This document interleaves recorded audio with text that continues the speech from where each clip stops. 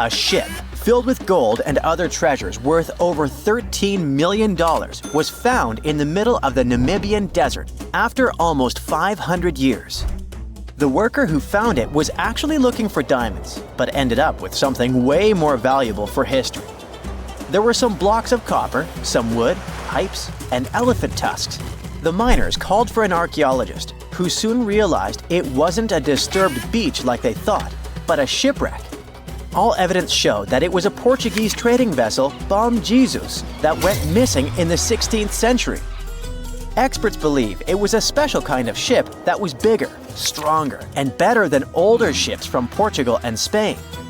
These ships were built to take Portuguese explorers on long trips to distant places like India, China, and Japan, and come back with tons of cargo. The Bom Jesus was likely carrying treasures from Lisbon, Portugal, to Western India. But it looks like on its way around the southern tip of Africa, near Namibia, a big storm pushed the ship too close to the shore. The ship hit a rock, tipped over, and broke apart, sinking into the ocean. Archaeologists found treasure from the captain's chest under the water, which probably fell out when the ship's wooden hull broke. They also found pieces of the ship scattered along the shore, likely from the violent storm and later by construction in the area. The storm must have been very fierce, but they didn't find many bones, which means most of the crew may have survived or were lost at sea. The ship was split into 3 sections and incredibly well preserved, thanks to the thick layers of sand that covered it and prevented rot. Archaeologists who studied the wreck discovered over 40 tons of cargo. There were cannons, swords, blocks of metal like lead and tin, fabrics, and tools that sailors used to navigate the stars while traveling across the ocean. The most exciting discovery was 1,845 copper ingots, weighing as much as 16 to 17 tons altogether. Those copper ingots, or pieces of pure metal, are still in great condition because the hull of the ship and layers of sand protected them from ocean water. The scientists even managed to read the trademarks on them on site and learned they were made by a super wealthy German trading company. There were also more than 2,000 shiny gold and silver coins from different countries, and 105 enormous elephant tusks weighing about 2 tons. The tusks were likely supposed to become luxury items, like jewelry or carvings at the destination. Archaeologists took some DNA samples from the tusks and found that they came from West African forests and savanna elephants. Researchers were lucky that the ship was found in a restricted diamond mining area. No scavengers were able to get their hands on the treasures. The Bom Jesus remains the oldest and most valuable shipwreck that was ever discovered off the western coast of sub-Saharan Africa. Another shipwreck recently found by accident was buried under a 10-foot-tall sand dune near the Caspian Sea.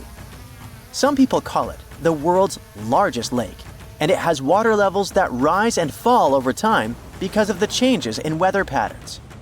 These changes can move sand and uncover things like this shipwreck and other treasures along the coast. As the dunes slowly disappeared, the ship started to show.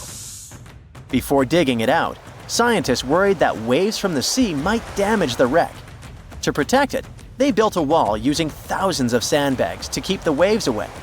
When the ship was uncovered, they discovered it was a 3-masted, 92-foot-long merchant ship with a strong double hull. Wood samples showed the ship was built in the 18th to 19th century using trees like Scots pine, spruce, and larch from the Volga River area or the Caucasus. They even found buckwheat and plants from the same region, which were probably traded or used to feed the sailors. It proves that the ship was part of a group of merchant ships that once sailed the Caspian Sea. An amateur fisherman who was 20 feet under the sea off the coast of Turkey noticed some huge metal remains. He had an underwater camera, so he made footage of the discovery and took it to scientists. They immediately started an investigation and learned that it must be a shipwreck from the first decades of the 20th century. It could be one of the Ottoman Empire ships that had an important mission to deliver supplies, but disappeared without a trace.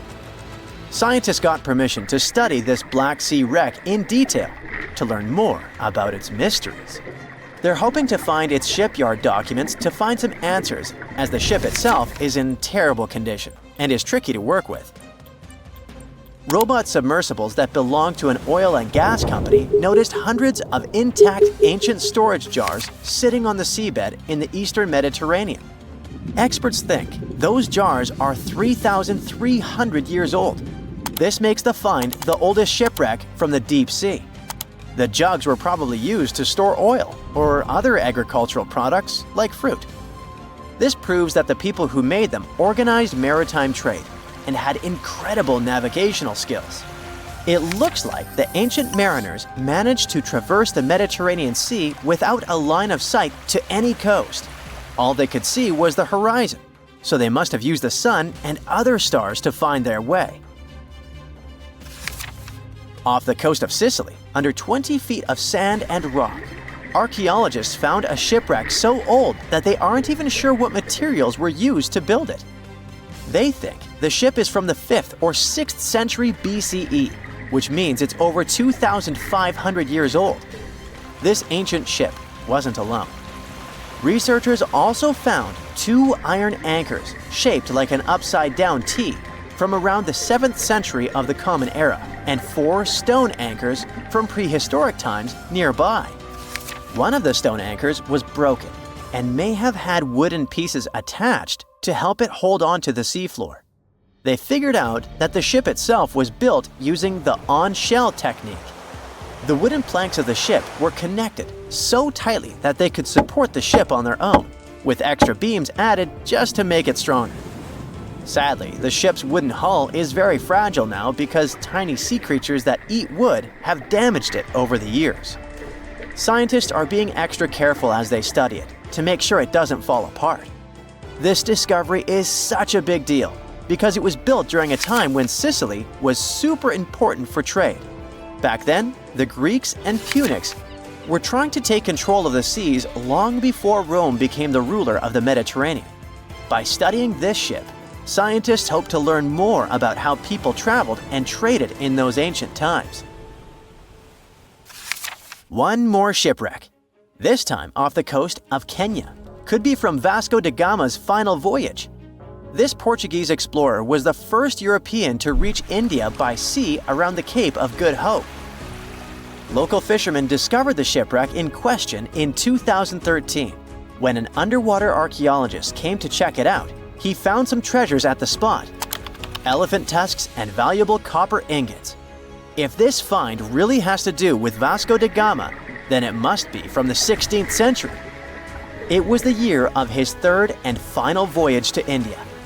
Da Gama led a huge fleet of 20 ships, one of which was the São Jorge.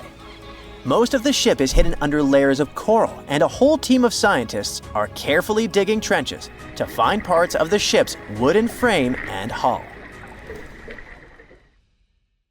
What is a boat doing in the middle of a desert? You would expect to find a seagoing vessel closer to shore. This is the question archaeologists have been asking for decades. In 1988, there was a storm near one of the most important archaeological sites in ancient Egypt. A wooden structure emerged from the sand. It was hollowed out by termites. Scientists were determined to solve its mystery. In 2000, they began excavating the site near Abydos, Ubidos. An American team of experts soon discovered a boat that was 70 feet long, and it wasn't alone. In total, there were 14 boats neatly resting next to each other. It was impossible to completely dig out the boats because of their poor condition. Luckily, the wood was preserved enough to get a sample. Analyses revealed that the boats were around 5,000 years old, the oldest fleet in human history to this date. The time of their construction predates the pyramids at Giza by half a millennium. Each ship of the fleet rested in a vault that matched its dimensions. The room was roughly a third of the size of a tennis court. It had mud brick walls that featured more than 120 drawings of boats. Ancient Egyptians incised them on whitewashed walls that were excellently preserved. Scientists have known about these mysterious chambers for well over a century. 1901, 1902.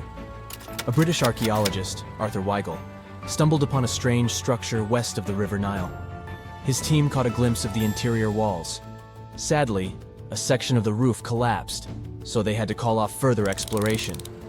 Researchers abandoned the site, but its location remained on the maps. The boat's position first led scientists to think that they rested on a bank of the mighty Nile. But there was a problem with this theory. Today, the river flows almost 7 miles west of Abydos. Further studies of the surrounding terrain showed the Nile didn't change its course throughout history. Also, if the boats floated near a dock, they would be in unstable positions. The 14 vessels at Abydos were perfectly parallel to each other. There was only one conclusion possible. Someone had deliberately placed them like that. They must have gone through a lot of effort. Each boat had enough room for up to 30 rowers. These vessels could really float. They weren't models, but scholars still don't know if they actually sailed any body of water in ancient Egypt. This doesn't diminish the importance of the find. Previously, archaeologists found only small-scale models. In King Tut's tomb alone, there were 35 boat models. For a long time, these figurines were the only clues as to how ancient Egyptian vessels looked like. The boat's design confirms that they were the real deal. They are the earliest surviving examples of something called built boats. Ancient people constructed primitive vessels by hollowing out large tree trunks. The alternative was reed that was tied together to form a raft. The boats at Abydos had planks tied together. This was a major breakthrough in shipbuilding. During their lifetime, the boats must have seemed impressive. Timber was a valuable commodity at the time. There was no wood in the desert. Cedar had to be imported from Lebanon. The only person who could afford such luxury was the pharaoh. Studying the area around the ancient fleet provided more answers. Scientists discovered a mud brick structure where Egyptians worshipped the pharaoh. Its approximate date of construction matches that of the wooden boats. The same bricks out of which this building was made were used to encase the fleet. At the time of their construction, the rooms they were stored in had a ceiling. That's the section that archaeologists stumbled upon in the early 20th century. Just like mummies and coffins, these marvelous ships rested inside splendid vaults. The exterior of these rooms was also impressive. The outer walls originally had a plaster of white limestone. It reflected sunlight. In the desert sun, the structure housing the boats must have shone from miles away. Ancient Egyptian builders used the same technique to cover the pyramids 500 years later. Today, their surface looks jagged, but it wasn't always like this. When they were constructed, the pyramids had a top layer of fine white limestone. Their surface was smooth and it gleamed in the sunlight. Instead of stairs, the outer layer of the pyramids was more of a sleek ramp. Archaeologists were left with one final question. Which pharaoh owned the fleet? The answer lay just a mile from the site. This is where the tomb of a pharaoh from the 5th dynasty rested, King Senwosret III. Its time and style of construction matched the ones of the chambers with boats. The very end of his rule might explain how the boats ended up in the middle of the desert. The pharaoh probably passed away in northern Egypt. Then his body was transported down the Nile to Abydos in a marvelous procession of decorated boats. The vessels were later lowered to chambers near the final resting place of their owner. This had a symbolic meaning. In the ancient Egyptians' belief system, ships played a key role. Their supreme deity was Ra. He traveled through the sky during the day in the form of the sun. At nighttime, he sailed through the netherworld in a solar boat. The pharaoh identified himself with Ra. That's why he needed boats in the afterlife. That was the only way to regenerate himself. Just as the sun rises every day above the horizon. This belief existed for thousands of years. The more famous Pharaoh Khufu also had a ship. Scientists found it in 1954 next to his pyramid at Giza. It is some 4 centuries younger than the fleet at Abydos, but Khufu's ship was almost 2 times longer. The Great Pyramid of Giza and King Tut's tomb are some of the most famous archaeological finds in Egypt. But there are many more secrets hiding beneath the endless sands of the Sahara Desert.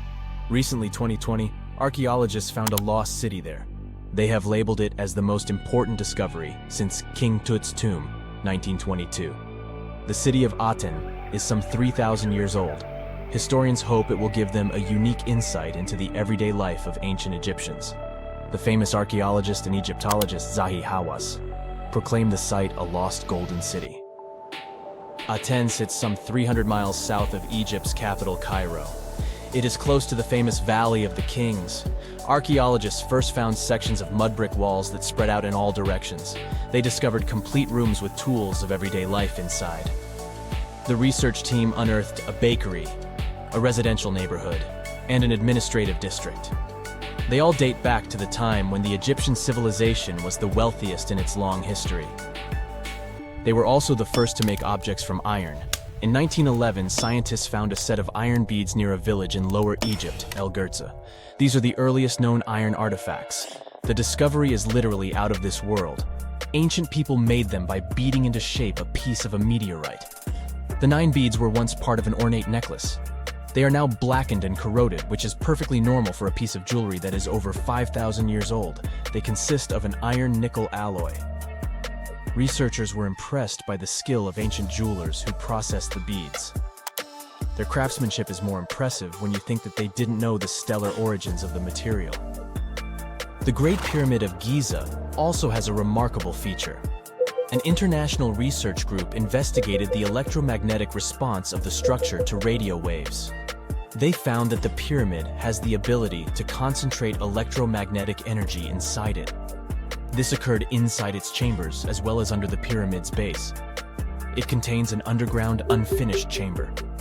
It seems that the electromagnetic response is connected with the properties of limestone, the Great Pyramid's main building material. The research results might have a practical application. The way solar cells and nanosensors function could be improved by this remarkable find.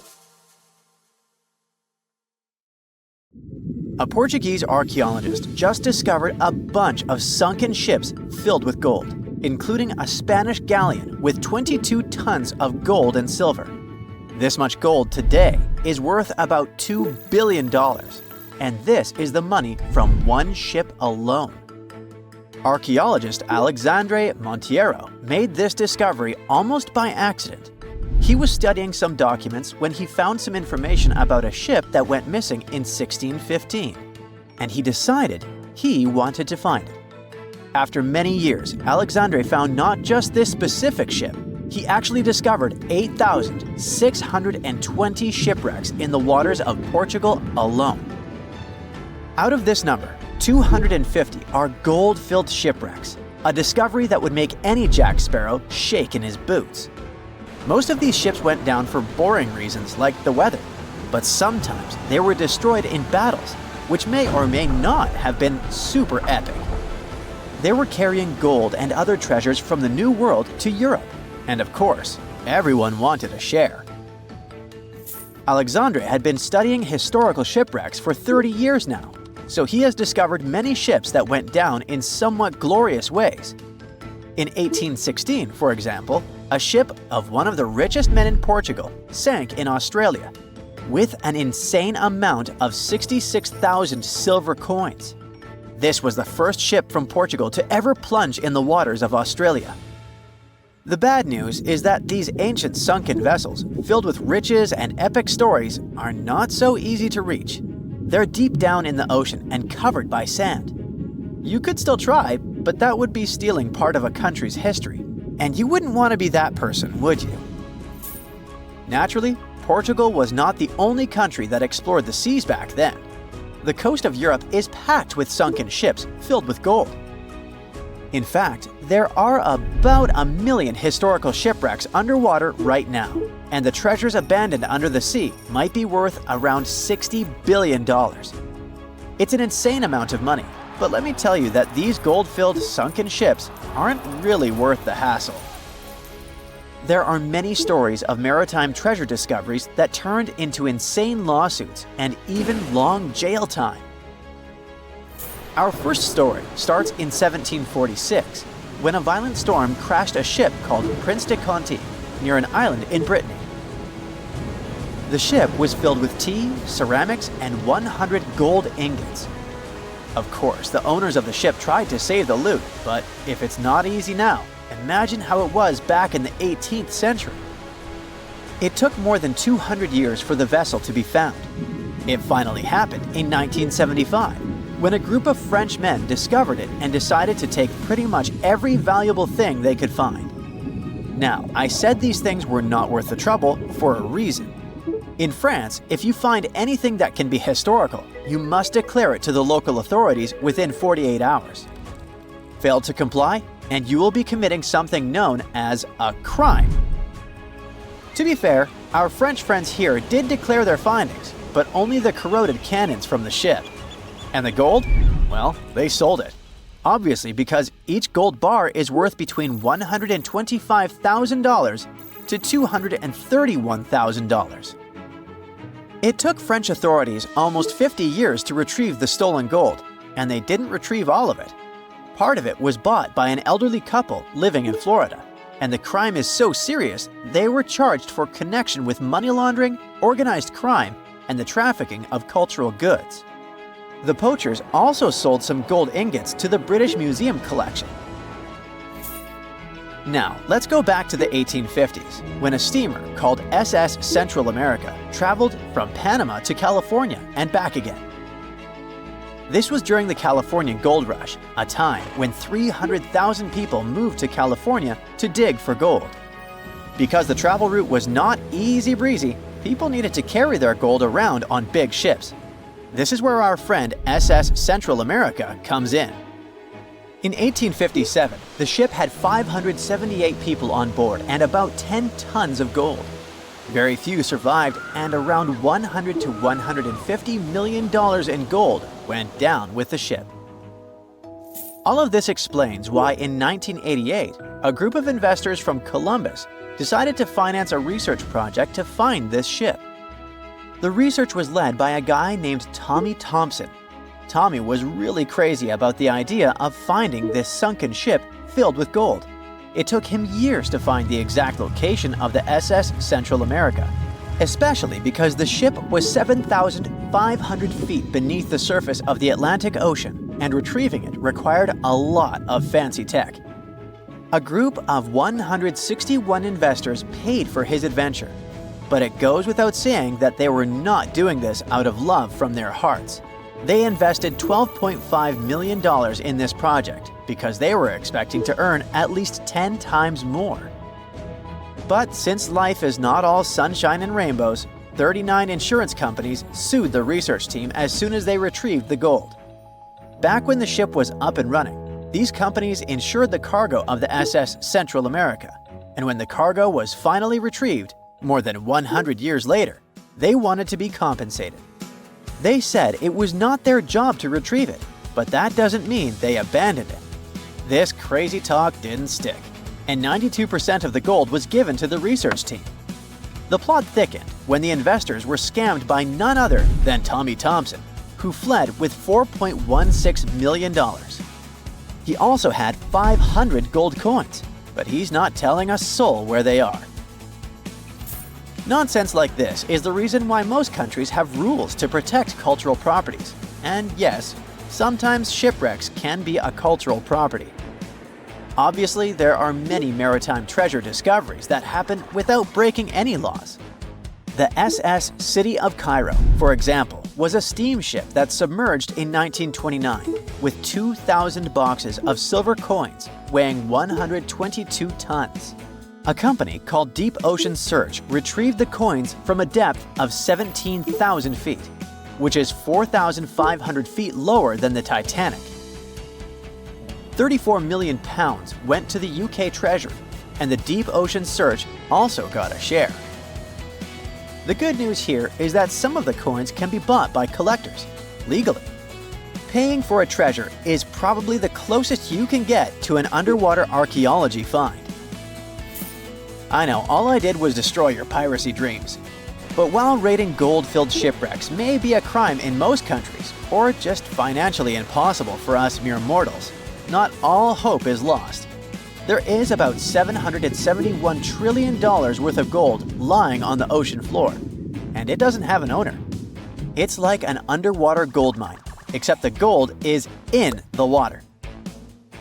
You know how the water of the ocean is salty?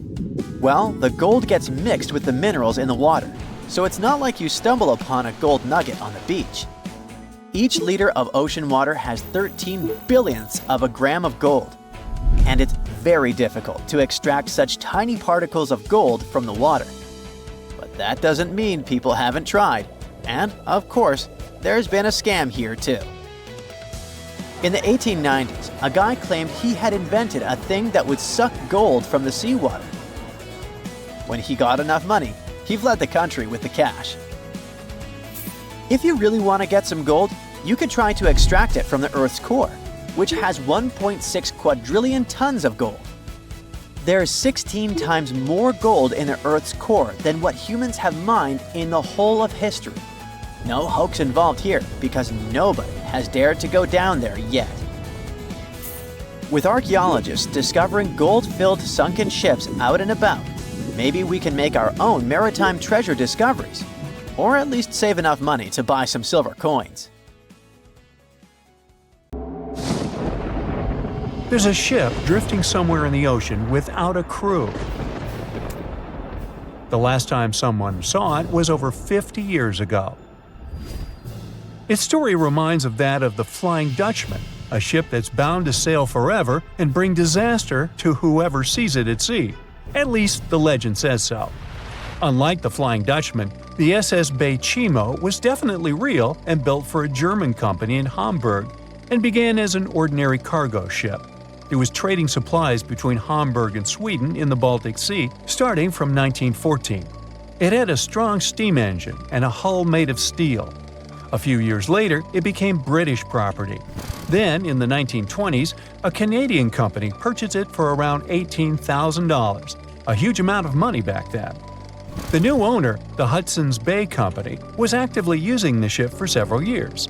They would often send it on voyages from its home port in Scotland to Siberia, Alaska, the Yukon, and the Northwest Territories. It also passed through the Panama Canal and even the Suez Canal, with fur pelts for sale on board. Sometimes it would also transport passengers. It had completed 9 successful voyages before this strip of good luck came to an end. Starting from the 1930s, SS Bay Chimo would have trouble with ice and storms. When it first got trapped in ice in October of 1931, some of the crew managed to escape to Alaska. 15 of 22 sailors decided to stay with their vessel and try to save it. They had furs and other valuable cargo worth around $58,000 aboard. The company sent them supplies to survive the winter. They set camp near the ship out of the hatches, tarpaulins, and other materials, and offloaded the cargo. At the end of November, a blizzard rushed through the area, and it seemed like it had taken the ship with it. The ice platform had survived, but the ship broke free. Some of the crew members were sure it had sunk. But soon after, they heard from one of the locals who had spotted their ship around 45 miles away from their camp. The crew moved on with their lives, and the ship started its journey as a runaway vessel. People would spot SS Bay Chimo once a year or so, all the way until 1965. It was mostly spotted off the coast of Alaska. A man going to Nome with his sled dog, along with prospectors, explorers, and treasure hunters, all claimed to have seen SS Bay Chimo. Someone tried to board it and take it to port, but ended up stranded on it for days because of horrible weather. Others got luckier and managed to take a whaleboat, some furniture, and other valuables from the vessel. Those who got close to the ship saw that it was damaged and missing the propeller. Still, it stayed afloat without a crew for at least 38 years and became the longest sailing ghost ship in history.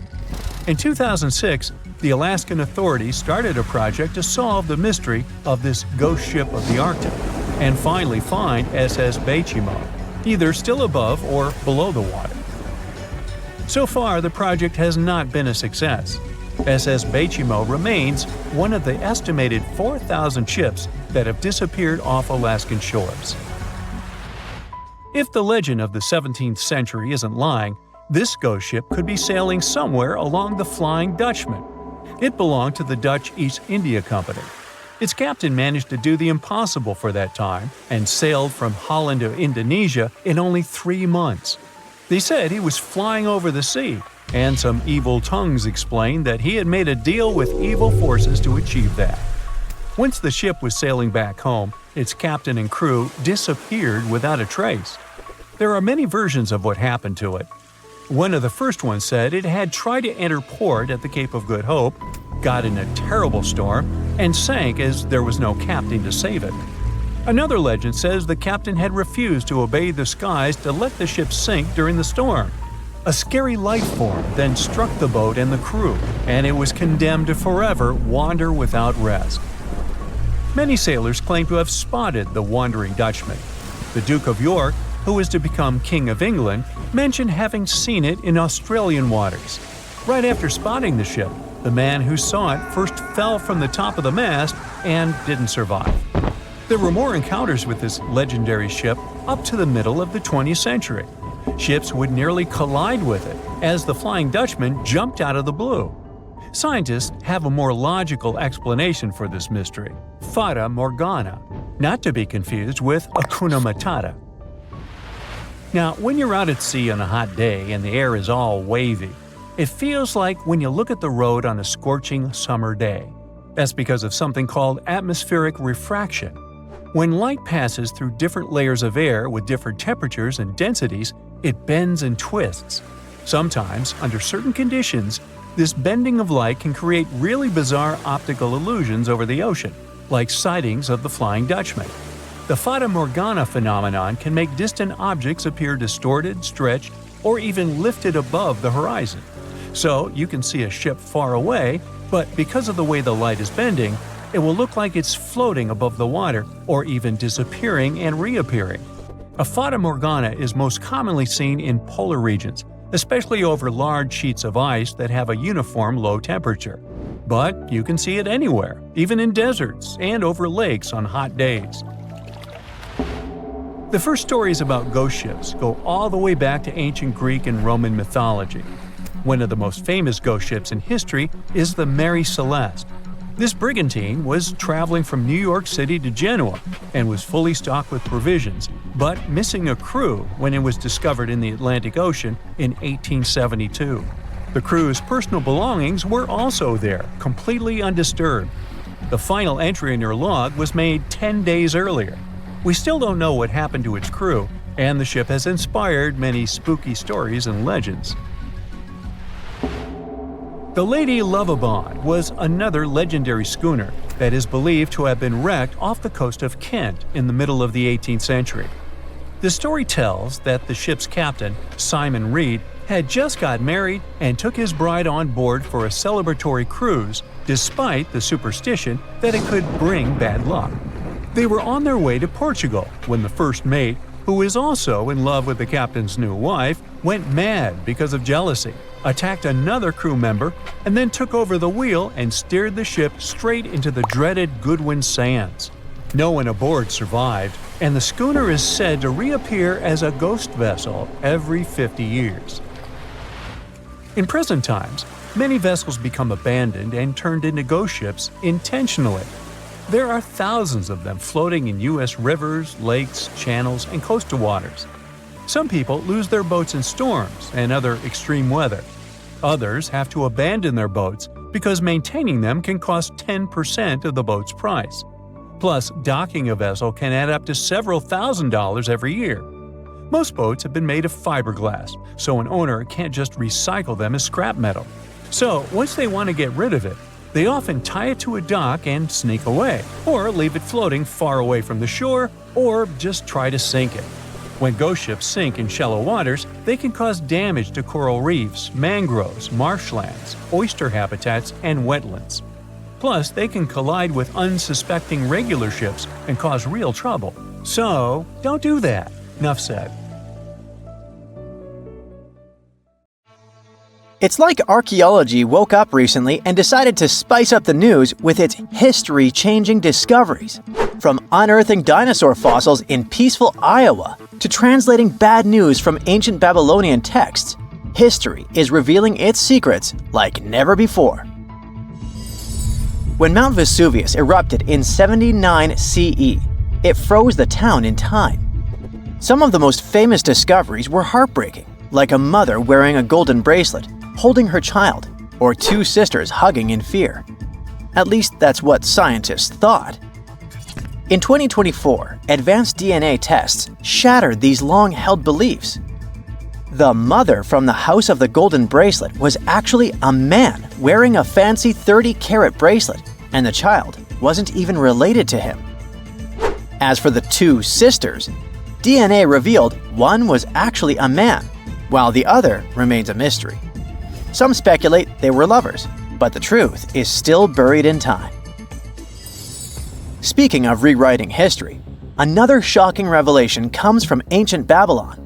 Recently, archaeologists translated 4,000-year-old texts that turned out to be heralds of terrible news. These specific texts that were translated are believed to be from Sippar, a city near the Euphrates River in modern Iraq. They talked about lunar eclipses, which is when the Earth's shadow blocks the moon, and for ancient Babylonians, these were warnings. Eclipses could mean everything from floods and famines to chaos in the kingdom. But here's the interesting twist. Babylonians also came up with clever ways to cancel these bad omens, like calling in priests to perform rituals, or consulting oracles for advice. These ancient astrologers took their job seriously, since it wasn't just about stargazing, it was about keeping the kingdom safe. Augustus was the first Roman emperor, so we can say he was a big deal. Archaeologists have already found ruins of the villas where he partied, but now they think they've found his final resting place. In a place near Naples, they've found an old structure buried under a villa. They found the equivalent of a modern heating system, something that was probably used to draw warm baths. They also found shelves filled with ancient jars, suggesting the site later became a temple. They're still not sure this was Augustus's last home, but if confirmed, this would be a big deal for world history. While ancient Rome is surprising us, the famous Nazca lines in Peru are also revealing hidden details. These massive geoglyphs, created thousands of years ago, have only been partially studied until now. Scientists trained artificial intelligence to help them scan 243 miles of terrain. With AI's help, they identified over 300 new motifs, including llamas, stick figure people, and strange heads. The algorithm, originally developed to decode charred scrolls from Mount Vesuvius, has doubled the number of known glyphs. The past is getting a serious digital upgrade. Meanwhile, in Bulgaria, archaeologists made a surprising discovery in a place few would expect: a sewer. In 2024, researchers unearthed a nearly intact 6.8-foot-tall marble statue of Hermes, the Greek god of travelers and trade, hidden beneath layers of soil. Experts believe it was placed there for safekeeping after an earthquake in 383 CE damaged the city's infrastructure. At that time, paganism was declining and Christianity was rising as the Roman Empire's official religion. Many pagan idols were being destroyed, but it seems some locals secretly preserved their deities by hiding them underground. Searching the bottom of the River Thames is probably worse than looking under your bed. The riverbed collects all kinds of discarded treasures, including a legendary typeface. In the early 1900s, two men created the Dove's typeface for printing books, but after a bitter falling out, one of them threw every single metal letter into the river. A century later, in 2014, a designer trying to revive the typeface began searching for the lost letters. In just 20 minutes, he started finding them. With the help of divers, more were uncovered, and today, some of the lost letters are on display in a museum. Not much goes on in Iowa, which is why finding a huge 13,000-year-old mastodon skeleton made headlines. In 2022, a researcher received a photo of a massive femur believed to belong to a prehistoric animal. It took 2 years to secure funding for excavation, but in 2024, archaeologists finally dug in. After 12 days of work, they uncovered a well-preserved mastodon skull, the first ever found in a Midwestern state. This discovery would make Indiana Jones jealous, especially since it happened in Petra, the ancient Jordanian city featured in one of the movies.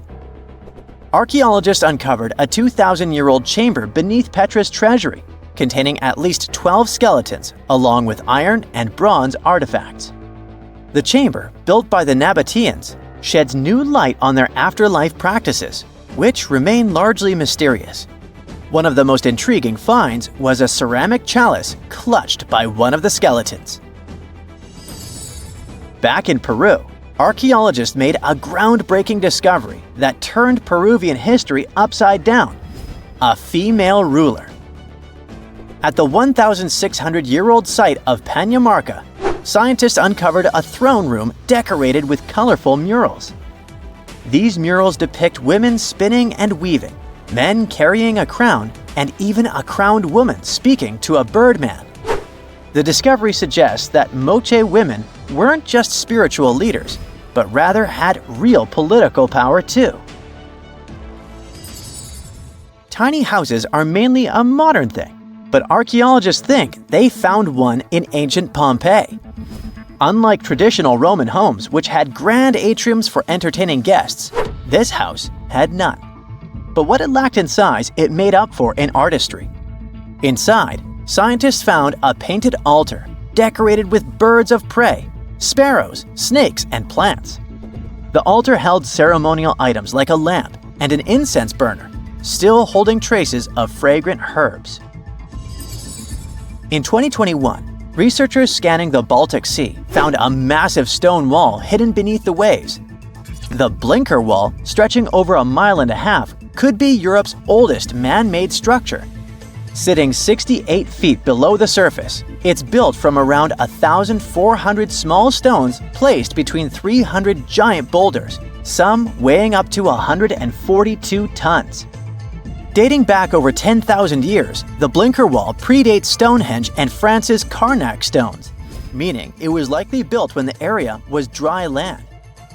Scientists believe it may have been a reindeer hunting tool, guiding animals into a lake where hunters could strike.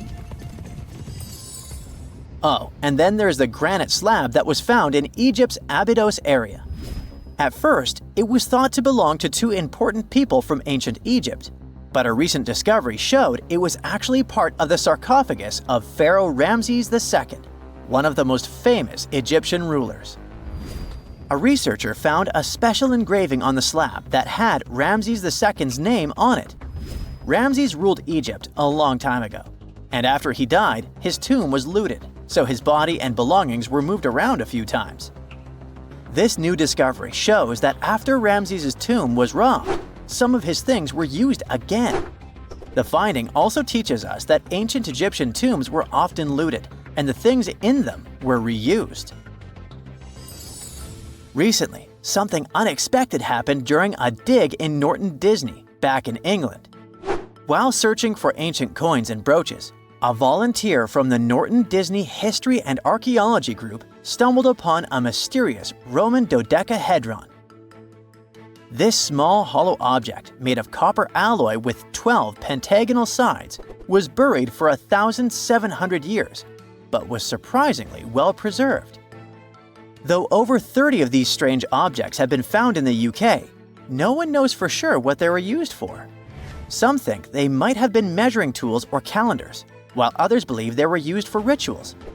The Norton Disney Group thinks these dodecahedra were likely symbols for religious ceremonies, as many show no signs of wear from daily use. It's the first day of your long-awaited trip to the Amazon forest. You flew all the way to South America. More specifically, you landed in the city of Manaus. It's the heart of the Brazilian Amazon. So far, you've traveled by air, car, and now water. You are on a tiny boat, moving through the dark waters of the Amazon River. Yes, the river is also called the Amazon, and just FYI, it's the second longest river in the world. It loses only to the Nile River in Egypt. The Amazon sprawls for an impressive 2,700 square miles, beginning in Peru and ending only when it meets the Atlantic Ocean off the coast of Brazil. To get a closer look at the forest, you decide to start by exploring it by boat. First up, you watch some piranha fishing. You can even try to catch one yourself if you like. As you may know, piranhas are carnivorous fish that inhabit the Amazon River, so it might not be your best option to go swimming in these waters. One of the most emblematic species of alligators present in the Amazon River basin is the broad-snouted caiman. It looks pretty much like a regular alligator, except for the fact that it has a yellow chin. Your guide leaves the boat and searches the water to show you a caiman up close. He also tells you of another legendary creature that lives in the dark waters of the river, the pink dolphin. Lucky you get to witness a family of pink dolphins showing their fins near your boat. They look magical from the place where you're sitting. You've probably never known dolphins can be pink, huh? After a few mesmerizing moments, you discover that the dolphin's pink color is nothing but an illusion. The animals are originally pinkish-gray, but due to the brown colors of the Amazon River, they look vivid pink when you stare at them from above. Your guide tells you that the pink dolphin is a central character of Brazilian folklore. Locals believe that the pink dolphins can turn into humans and wander off into towns at night. You get off your boat near one of the entrances to the forest. Now you're going to continue your trip on foot. Your guide says that you are venturing into very dangerous terrain. The Amazon is home to some of the creepiest species of wildlife on the globe, but don't worry, we'll get to see a lot of them today. You've come prepared, of course. Bug spray, a raincoat, and your sharp eyes. Inside the jungle, you need to be alert at all times. You may have heard legends of the anaconda, a snake that can swallow animals as big as a cow in one go. Sorry to break it to you, but those are not just legends. Reptiles like these do actually exist. They live deep in the jungle. Is it right there, moving between the trees? Is it a spider? The so-called Goliath bird-eater is a monster spider. Its legs can grow up to a foot in length, and the spider itself can weigh around 6 ounces. It's also known as the king of tarantulas. You shouldn't get too close, of course. It's not venomous to humans, but its bite can surely sting. As its name suggests, the Goliath bird-eater can even eat birds, as long as they are smaller than it is. Up next, you run into another species of spider that draws your attention. This one is so tiny that you almost don't see it. It's known by the popular name of the decoy spider. You see one of its creations, a gigantic spider built by the tiny sinkholes spider in order to scare off large predators. This is as amazing as it is creepy. A spider that uses the remains of other insects and dry leaves to create the image of a large spider on its web. If it fools predators, perfect!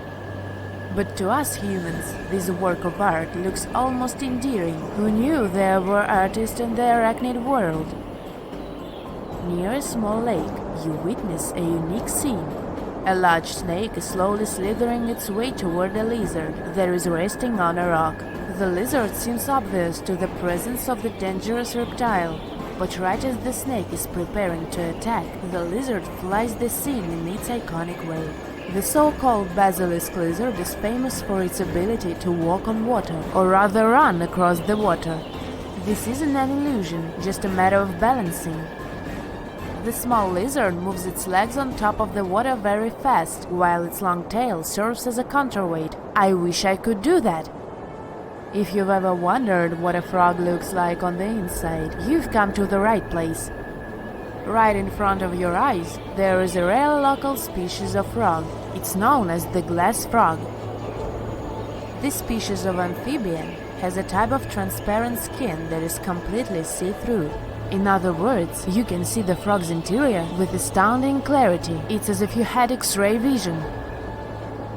Moving on with your journey, soon you come across a pond. Floating on its water is probably the biggest water lily you've ever seen in your life. These huge plants are also known as the Victoria Amazonica. They can measure up to 8 feet across and hold the weight of a grown-up person. But I wouldn't recommend trying to climb on it if I were you, just cause, you know, It's the Amazon forest we're talking about. The wildlife here is amazing, but the forest itself is also a sight. There are over 80,000 species of plants and trees grown in the Amazon rainforest. In fact, you can find 10% of all the world's wildlife in this jungle. An estimated 400 billion trees grow on the gigantic area the forest occupies. Of course, this place is bound to be biodiverse, right? You won't be able to witness this phenomenon during your trip, but your guide tells you about a unique species of tree that is famous for being able to walk. Yep, you've heard correctly. There are walking trees in the Amazon rainforest. They don't have legs or anything like that, but they do move around in search of better lighting conditions. The Amazon canopy is so thick that only 1% of sunlight can reach the forest floor. Because of this, some trees end up getting less sunlight than others. The so-called walking palm trees seem to be adapted to this situation. They grow new roots, which helps them move for 1 to 2 inches per day. They can walk up to 65 feet per year. Maybe that's what inspired John Ronald Reuel Tolkien to create ants, huh? Those are pretty similar tree beings that roam freely around the world. I kid you not, it's not only wildlife that inhabits the Amazon. Actually, over 30 million people live in the forest. And there are also ancient settlements that scientists believe to have been thriving there. And I'm not talking about El Dorado, that's just a myth. But in 2018, a groundbreaking study showed that up to 1 million people probably inhabited the Amazon, between 1250 and 1500 CE. Can you imagine that? Working alongside local indigenous people, researchers from the University of Florida found several mounds in the Amazon.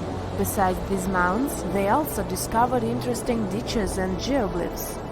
After mapping all of these recurring mounds, scientists understood that this was a sign of an ancient settlement. They found remnants of carefully designed walls centered around plazas. This could only mean that these ancient cities were big and could host hundreds of thousands of people. These findings brought back the idea that the Amazon could have been home to thriving civilizations way before the Europeans arrived there. But rather than cities drenched in gold, they were simply well-developed agricultural societies. Scientists have recently discovered Leonardo da Vinci's hidden passages under a medieval castle in Italy. They followed a newly found 15th century sketch by the creator of the Mona Lisa and found one of the unexplored architectural wonders from the age of the Renaissance. Construction of the Sforza Castle started back in 1358, but it was destroyed about a century later during a local crisis. Then, in 1450, Francesco Sforza, the Duke of Milan, decided to rebuild it on the old ruins. After he passed away, his son Ludovico took over and kept improving the castle. He brought in some of the best artists of the time, including Leonardo da Vinci, to decorate its walls. We can still see Leonardo's frescoes today in the Room of Wooden Boards. While he was working at the castle, da Vinci also recorded some historical underground passages hidden beneath the outer wall. The drawing, dated between 1487 and 1490, was found at the Institut de France in Paris. The sketch is highly precise, and it proves that Leonardo was really interested in fortification design and was great at documenting existing structures. Historical records show that Ludovico ordered the building of an underground passageway that led straight to a basilica, where his wife was buried. Ludovico married Beatrice in 1491, and they had a happy but tragically short marriage, as Beatrice passed away while giving birth in 1497. The Duke locked himself away for weeks, grew a beard, and wore only black clothes while he was mourning his beloved wife. The secret tunnel may have stretched over a half a mile and would let Ludovico visit her grave in private. It could have served as an escape route if the castle was ever under siege. The existence of the tunnels remained one of the mysteries of the Renaissance for years, as no one knew for sure they were there. But now, scientists finally uncovered the secret history. They used a combination of ground-penetrating radar and laser scanning to build up an accurate 3D model of all the structures under the castle. They found the tunnels Da Vinci alluded to in his drawings, and it looks like they may have only been a small part of a whole system of historical underground passages. The goal is to create a complete digital twin of the castle that will not only show all the preserved constructions, but also the ancient ones that are no longer visible. They also plan to add augmented reality to the virtual paths to let visitors discover Leonardo da Vinci's hidden passages. Now, we don't know if the genius actually took part in constructing the hidden passages that scientists recently discovered, but we do know about some other Leonardo da Vinci inventions. He created the first satellite-like map in 1502, long before photography or satellites were even a concept. A famous figure in Italy, Cesare Borgia, invited Leonardo to a small town called Imola, near Bologna, to create a highly detailed map for him. Back then, maps were not very precise, as no one had figured out how to show exact distances on a smaller scale. Instead, people spent a lot of time decorating them with dragons, roses, fancy castles, mountain ranges, flowers, and other artistic details. These maps look more like beautiful paintings meant to be displayed, rather than practical tools for navigation. But Cesare Borgia wanted something truly functional, and Leonardo managed to create something revolutionary in the field of cartography. If you compare satellite images of Imola today with Leonardo's map, the similarities are striking. He captured every alley, curve of the streets, roadways, and even the exact sizes of the buildings.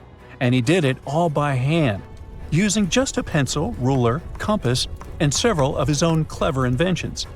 To gather all the necessary data, the genius walked through the streets for weeks using a large wheel that spun as he moved, recording the distance with a cable. Using the magnetic compass, he determined precise directions. He also developed a tool called the bussola, which measured angles inside a circle.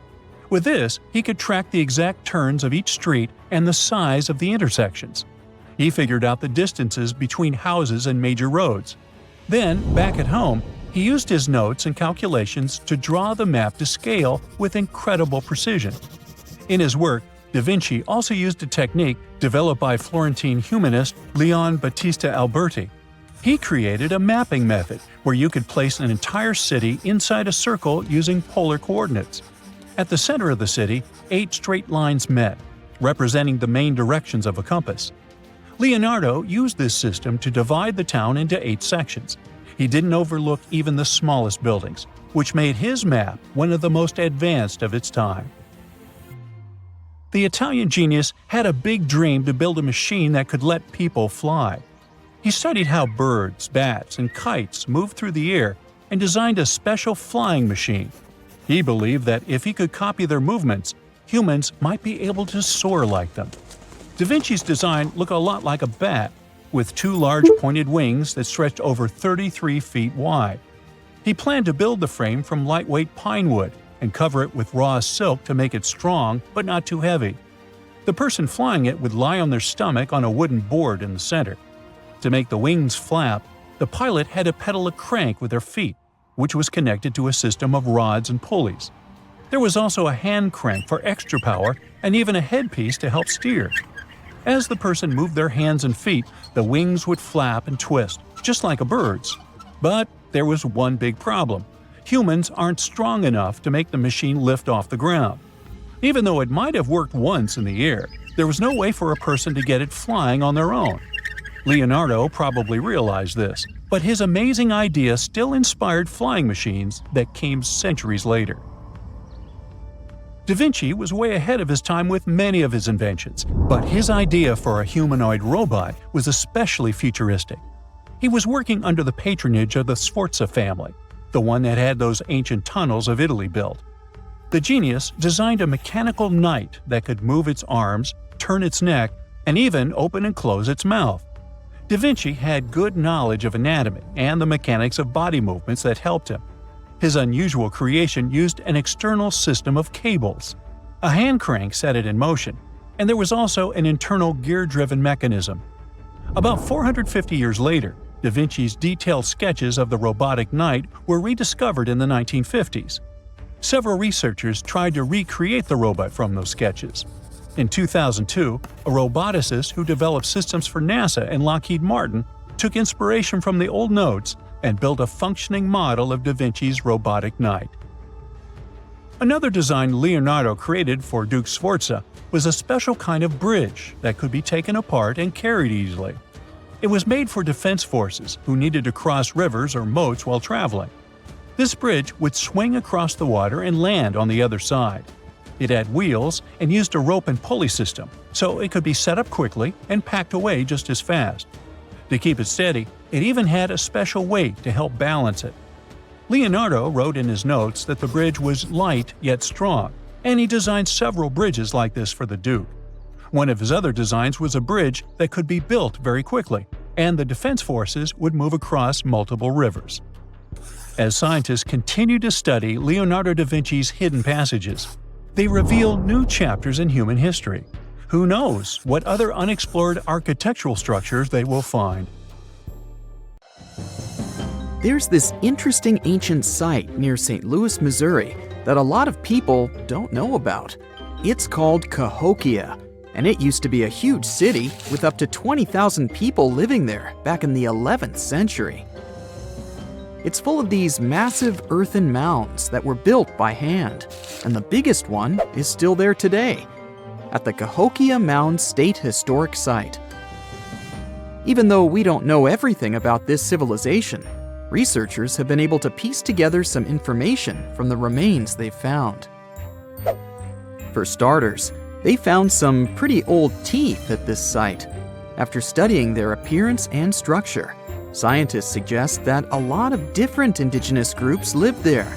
About a third of them came from other areas in the middle of the continent, which they figured out by studying the different levels of various substances in the teeth. And get this, the way the mounds are arranged shows that this was actually a planned-out city, not just a bunch of villages grouped together. The rulers lived on top of the mounds, while everyone else lived in other structures. It's amazing to think that they were doing things like farming, hunting, logging, pottery, and weaving, all within this one giant city. Right in the middle of Cahokia, there was this giant mound that was about 100 feet tall, and around it, there was this huge wooden fence. Inside the fence was the city center, which had a big open space called a plaza. Archaeologists think that the plaza was designed to represent the 4 cardinal directions of the world. It was like the people who built it wanted to create a place that was in harmony with the universe. The center of the city was where they held ceremonies and events, and it was such a big deal that people from outside Cahokia would come to be a part of them too. What became of this city? Hard to tell. Some people think that the reason it fell apart is that they cut down too many trees and the land got all messed up. Other scientists believe that's not true, because the soil was still in pretty good shape after the city was gone. The Europeans were not even around at that time, so they couldn't have influenced the downfall of Cahokia either. There's also one theory that suggests there were fights with other communities that caused the city to collapse. These days, there are over 65 preserved mounds, and you can even climb the steps of the tallest one. The best part is that local authorities are thinking of making it a national park, so you should totally plan to visit before it gets too crowded. Mohenjo-Daro is another lost ancient city that's still surrounded by mystery. Located in modern-day Pakistan, it was a city that flourished during the Bronze Age, and it was extremely advanced for its time. It had things like water systems and fancy architecture that other cities didn't have back then. Despite these features, it's not as well known as other ancient cities, like those in Egypt or Mesopotamia. What's even weirder is that at some point, the city was abandoned, and no one knows why. Archaeologists found the city in 1911, but it took a while for them to realize how important it was. Eventually, they uncovered a lot of really interesting things about the city, like its advanced sanitation system. Excavations uncovered over 700 wells. as well as private baths and a large communal bath. Remarkably, even private homes had toilets, and waste was efficiently disposed of through a citywide sewage system.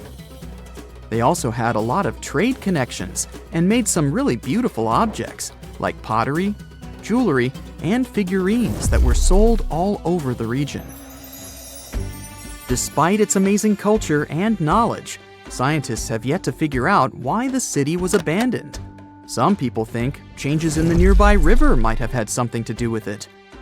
The writings that the people of Mohenjo-Daro left behind are still a complex code, even for the most skilled specialists, making it even harder to piece together their history.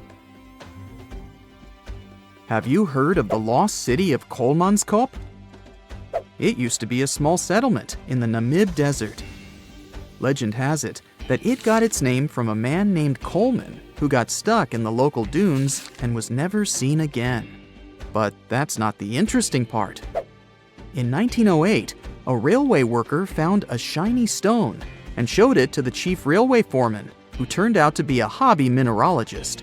They discovered it was a diamond, and soon, Kolmanskop became the richest town in Africa and one of the richest places in the world. It had luxurious stone houses, a school, a hospital, and even an ice factory to produce ice for fridges. The hospital had the first X-ray machine in southern Africa, which was supposedly used to check if workers were illegally swallowing diamonds. Its popularity began to decline in the late 1920s when another diamond-rich location was discovered nearby. Most of the inhabitants soon began to flee the city in search of a better life, leaving the buildings abandoned. In 1938, all machinery was taken south and the town was left to the desert. The last inhabitant left Kolmanskop between 1956 and 1960. The hot climate and low humidity have preserved the structures over time, and tourists can now visit this desert ghost town. You've surely heard about this next ancient city, Machu Picchu. It's this incredible ancient location in Peru. It stretches across a huge piece of land in the Andes Mountains and sits high above sea level. It's even considered one of the wonders of the modern world. But here's the thing. Scientists aren't exactly sure what it was used for. It could have supported up to 750 people, but there aren't a lot of human clues left behind. Some people think it was more of a spiritual or ceremonial place, while others believe it may have been like a fancy spa retreat for the nobles. The extensive terraces might mean it was used for crop testing or as a trading hub. And there's even a theory that it was used as a prison because they found a cell-like area too. It's amazing that even today, archaeologists and historians are still puzzled about how it was built. Did you know that they probably didn't even use wheels for transportation? And those massive granite rocks were somehow pushed up the steep Andean mountains, even though most of them weighed a lot. Some historians think that hundreds of people worked together to push each rock up the peak. The huge stones at Machu Picchu are also so close together that you can't see any cracks between them. It's pretty cool because it also makes the area safe during earthquakes, which is important since Peru is a shaky country. But how did the stones stay put during all those quakes? They actually move a little bit, but then they go back to their original spot, almost like they're dancing. Some people think wet wooden wedges were used to keep them in place, but that doesn't really add up, considering how big the structures are. Locals back then also seem to have built Machu Picchu without using any pack animals or iron tools. They had to sculpt and put everything together using mostly their hands. Plus, the citadel is built on a fault, so they had to move a bunch of stone and earth to make it flat. Scientists also think that the real construction is actually underground because of the deep foundations and drainage system. In fact, there's a hidden water system that was just recently discovered using 3D scanning. They didn't even use mortar to put the granite blocks together. They were so precise that you can't even fit a sheet of paper between them. One theory suggests that people that lived there used stone tools made of a harder material than the stone they were cutting. The conditions on this mysterious island might teach us how we can live on Mars one day. Devon Island is, to this day, the largest uninhabited island on our planet. It's located in the Canadian Arctic archipelago, and it's easy to see why people find it impossible to make a home here. The soil stays frozen throughout the seasons. The eastern part of the island is covered by a thick ice cap all year round. Summers here last for less than 50 days. And by summer, I mean that the ground is snow-free and the temperatures are slightly over 46 degrees Fahrenheit. Since almost no plants are growing here, there are no animals that could have adapted to these conditions. That's why scientists compare this island to what it would be like to live on Mars. In 2001, a project started here on Devon Island looking to discover how people might live and work on other planets, particularly on Mars.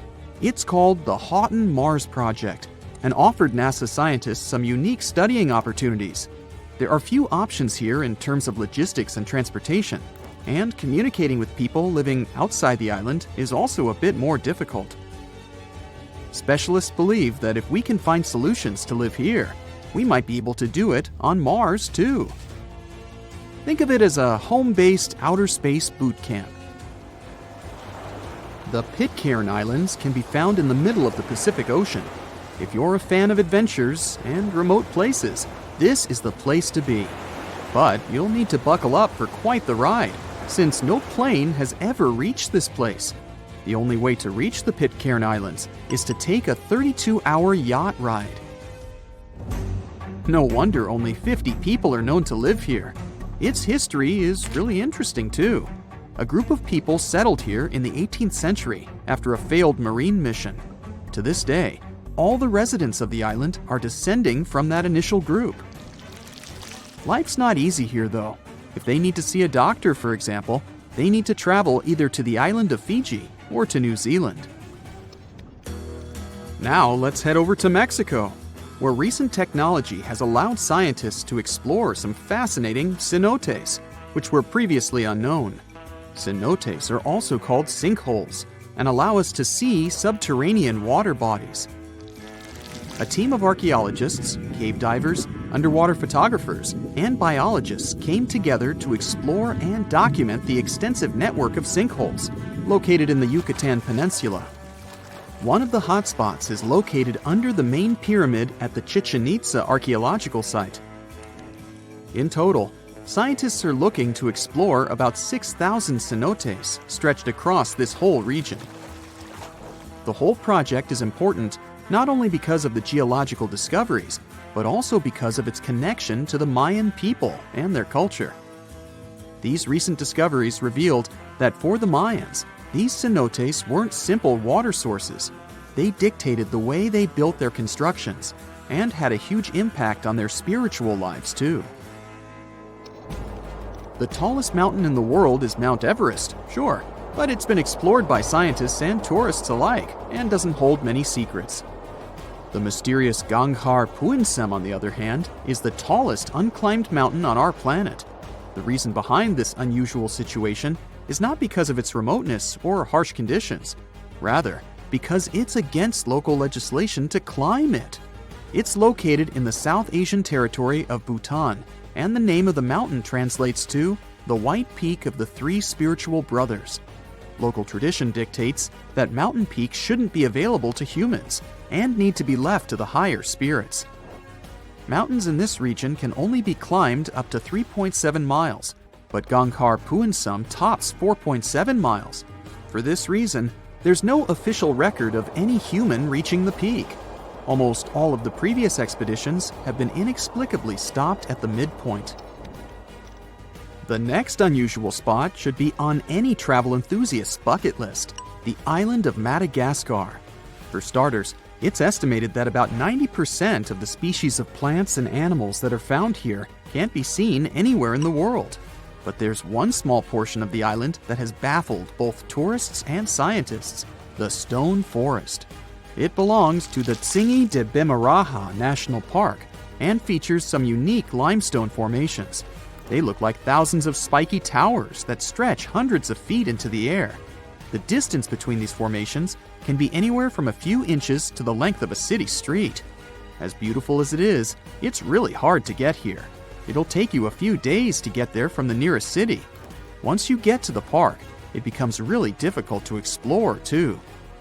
It can take a whole day to go across as little as half a mile. The word Tsingys itself translates to where one cannot walk barefoot. To visit the remotest village in the whole world, you'll need to prepare yourself for quite the journey. From the United States, for example, the easiest route involves a 15-hour flight to Cape Town, South Africa, followed by a 6-day boat ride to reach Tristan da Cunha. Or you could take a month-long cruise through the South Atlantic Ocean, whatever works better. Planning in advance is a must, since only 9 boat visits are made to the island yearly. It's just 7 miles long and right in the middle of the South Atlantic Ocean, stretching a mere 37.8 square miles. There are slightly over 200 residents, and they all farm for a living. They do have internet service, but it's really slow. The people living here speak a dialect of English that is used by the fewest number of people in the world. The town of Coober Pedy in Australia is partially underground. It all began back in 1915, when opal deposits were found in the area. To this day, the town is still the biggest opal mine in the world.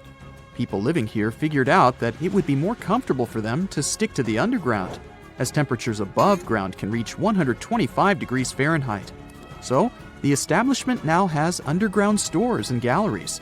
Coober Pedy is also home to the world's first 4-star underground hotel. North Sentinel Island, located near India, is another pretty remote place.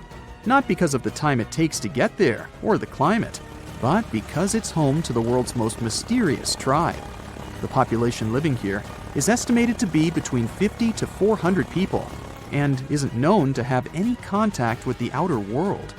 This is mostly because locals don't really enjoy visitors and tend to scare them away, even harming tourists.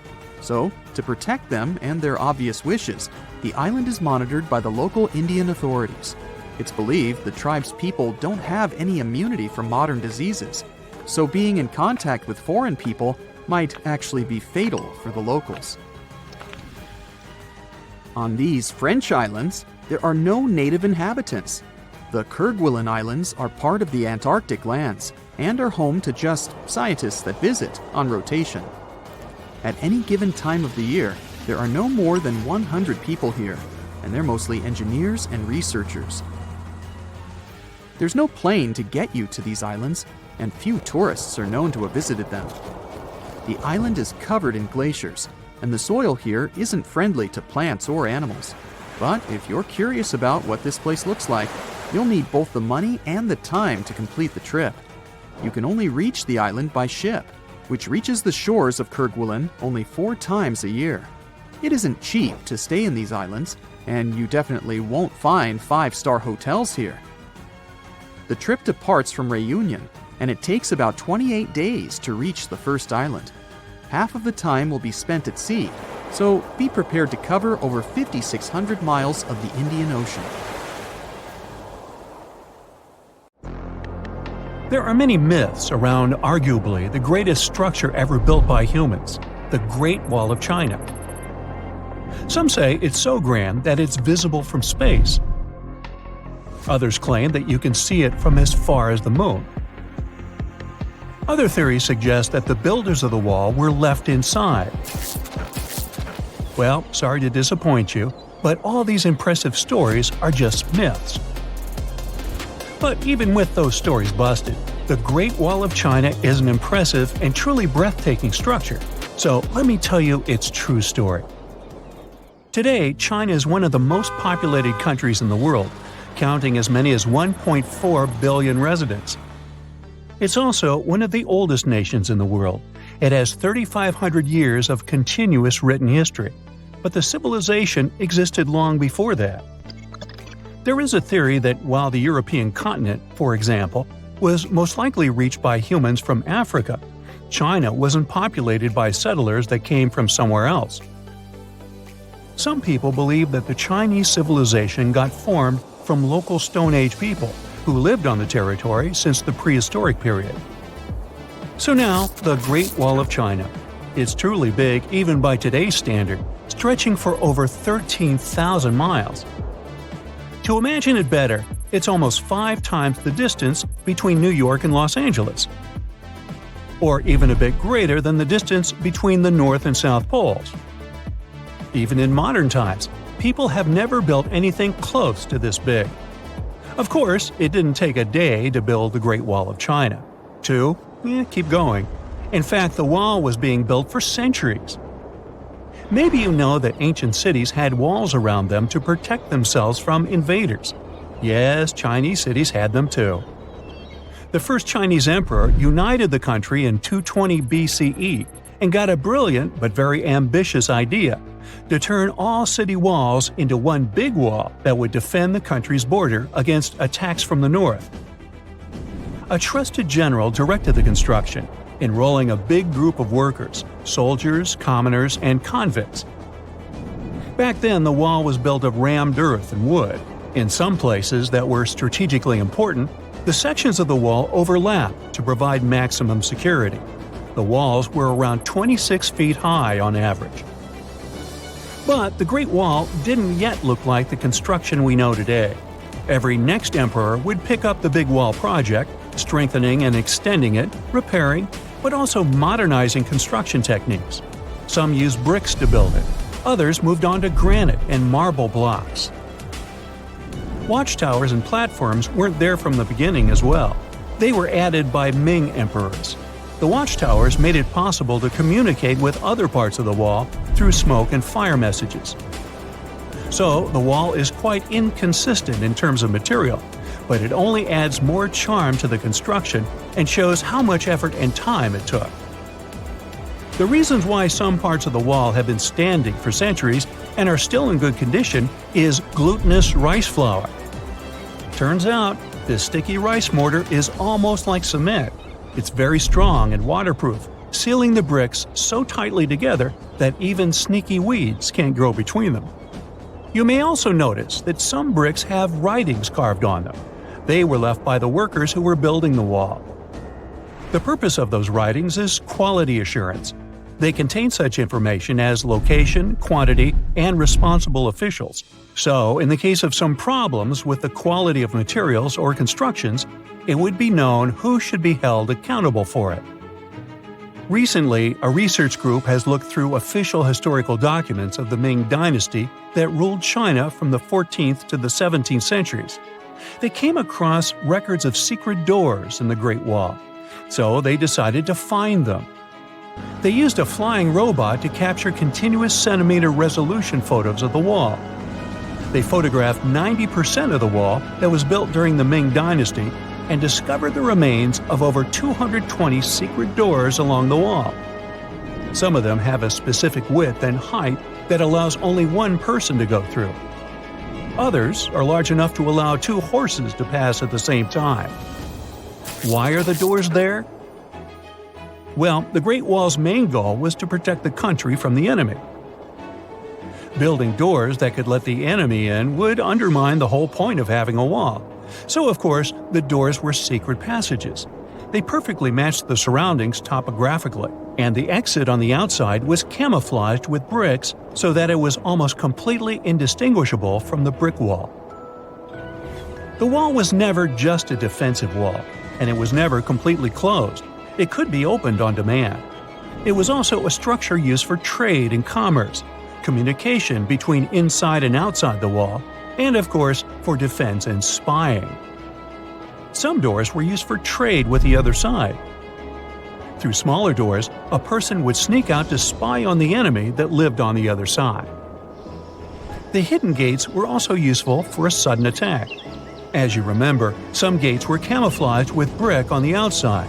The exit was so indistinguishable that the enemy had no idea exactly where it was located. The inside entrance for Chinese soldiers was hollow, so they could walk through the wall and break the camouflaged exit gate from the inside, starting their surprise attack. Now, even though the main point was to prevent outsiders from getting into the city, the wall wasn't too effective on that matter. It could still be climbed over or marched around. So the wall was being watched at all times, and the guards gave signals to the troops if they saw the enemy approach. Also, the wall provided more time to mobilize and bulk up the country's forces or lure the enemy troops into a difficult strategic position. The construction stopped at the end of the 19th century. The wall lost its strategic and military importance due to technological advances. Over the centuries to today, only 8% of the Great Wall is in good condition, and the rest is damaged. Also, around 1/3 of the wall has disappeared without a trace, due to both natural erosion and human damage. I guess you could say it's now just a pretty good wall. As you remember, the first parts of the wall were built out of rammed earth and wood. These are not the most unfailing materials if we're talking about thousands of years. Also, destructive farming methods have turned large areas into a desert and contributed to erosion. Also, many bricks were taken away from the wall in the last century to be used in building farms and houses. The wall is being deconstructed stone by stone even today, but this time by tourists. Quite a few of them take a stone as a souvenir. That's a total of a lot of stones, considering that over 10 million tourists visit the Great Wall every year. Since 1987, the wall has been a UNESCO World Heritage Site, highlighting that it has an outstanding importance to humanity. The wall is one of China's 56 World Heritage Sites, second place among countries with landmarks protected by UNESCO. Who's first, you ask? Well, the top spot, with 58 World Heritage Sites, belongs to Italy. And do you know that the wall isn't only a famous tourist attraction, but also the location of the Great Wall Marathon? It's a marathon that was established in 1999 and is one of the most challenging ones in the world.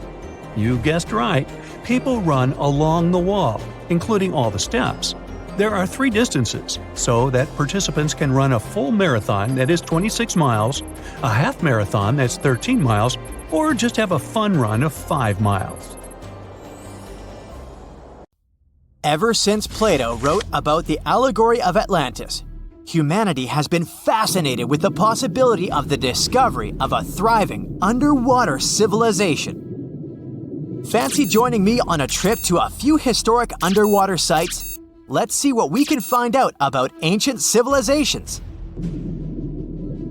The first one on our list is what is being called the underwater Stonehenge. Scientists have recently discovered a mysterious pile of cairns that stretch for miles under the shimmering waters of Lake Constance at the borders of Switzerland, Germany, and Austria. Archaeologists began to explore the site back in 2015, and they haven't been able to understand yet what it was actually used for.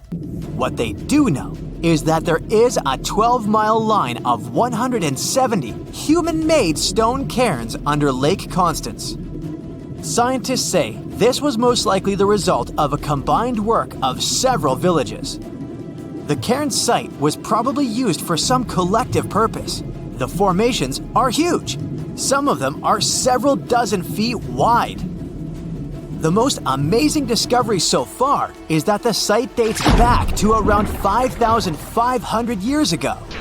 Now, what were we humans doing back then? We were living in the prime years of the so-called Stone Age. We were beginning to make artifacts from stone and use them to hunt and eat. Can you imagine what a knife and fork might have looked like back in those days? It's no coincidence that scientists call this site the underwater Stonehenge, though. Both sites are believed to have been built around the same period of time. You see, Stonehenge dates back to around 3,100 BCE.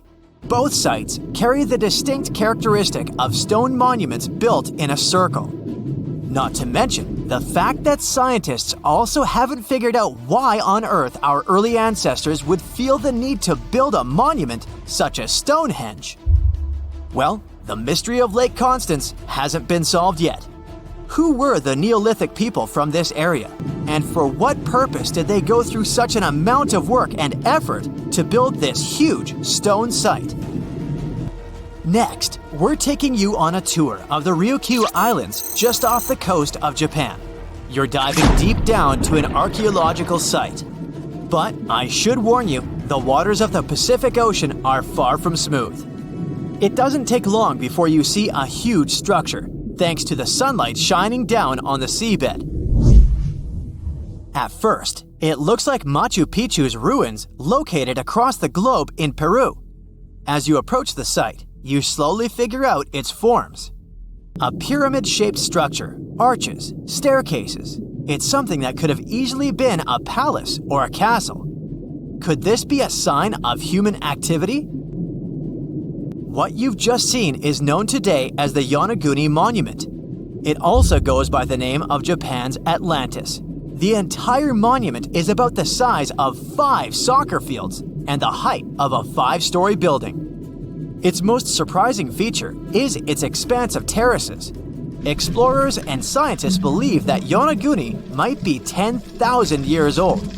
But whether it's a human-made structure or a natural formation is still under debate. For Japan's top marine geologist, Professor Masaki Kimura, Yonaguni is the heritage of a lost civilization. Kimura has dived to the bottom of the ocean to explore the ruins over 100 times over the past 10 years. According to him, there are clear signs of human activity down there. On the monument's surface, there is a triangle-shaped concave that is a historical symbol of water fountains in the region. There's also a giant turtle carved on the eastern side of the structure. And, according to Kimura, turtles have an important cultural meaning. Several pieces of stone tools have been recovered from the site.